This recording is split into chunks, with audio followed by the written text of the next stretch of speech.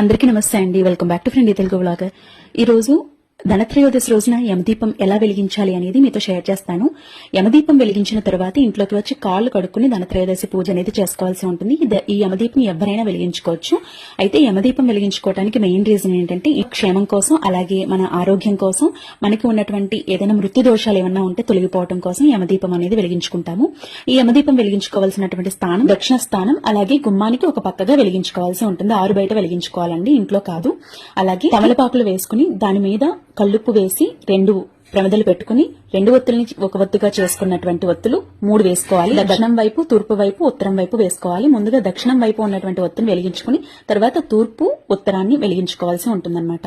ఈ విధంగా యమదీపం వెలిగించుకుని నమస్కారం తెలియజేసుకోవాలి. యమదీపం వెలిగించుకున్న తర్వాత ఎట్టి పరిస్థితుల్లోనూ అక్కడ ఉపయోగించిన వస్తువుల్ని ఇంట్లోకి తెచ్చుకోకూడదండి. పారే నీళ్లలో కానీ, పచ్చని చెట్టుకు కానీ. వీడియో నచ్చితే ఫాలో చేయండి.